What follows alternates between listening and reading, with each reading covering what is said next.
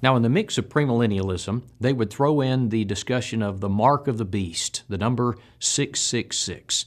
Now, like the Antichrist, there are a lot of different interpretations on the mark of the beast. I remember when I was in the military, my boss asked me one time about my zip code, my address. It was 23666.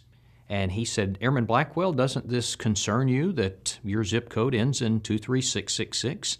I said, no, why would it? I remember a man that I knew on one occasion who refused to call the local pizza restaurant because they had 666 in their phone number. Peter Ruckman, a premillennial preacher, put out a book in which he covered what to do if you miss the rapture.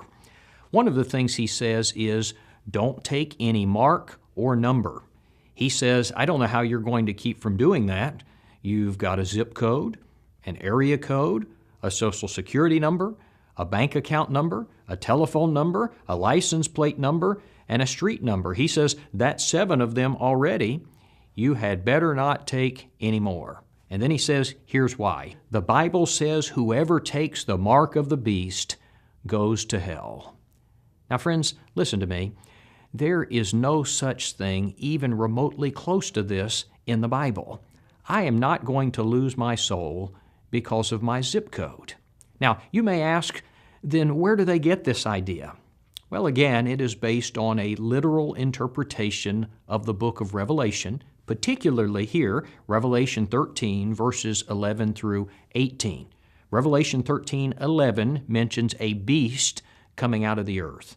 Verse 16 says, He causes all, both small and great, rich and poor, free and slave, to receive a mark on their right hand or on their foreheads. And then verse 18 says, His number is 666. And premillennialists will tell you that the beast is supposed to be the Antichrist. They would say this is the same person. Despite the fact that the word Antichrist never even appears in the book of Revelation, they say it's the same person.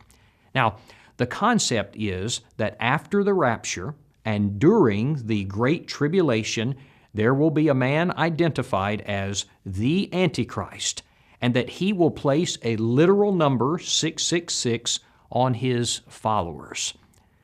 Now, we've already established that there will be no rapture. Concerning the tribulation that's supposed to take place in the future, it took place nearly 2,000 years ago in the past at the destruction of Jerusalem in AD 70.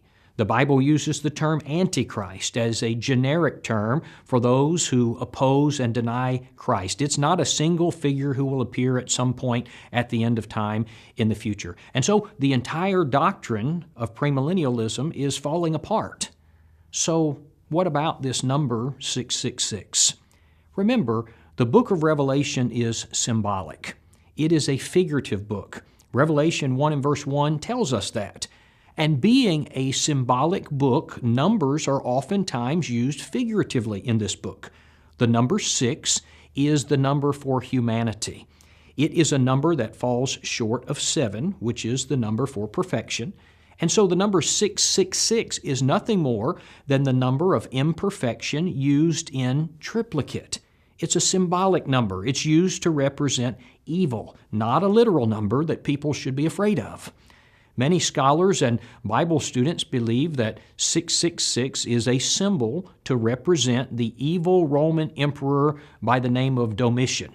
He persecuted the saints in the late 1st century.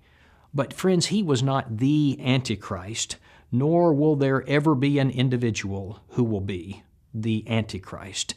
There is no mark of the beast, a literal number of which we should be afraid today.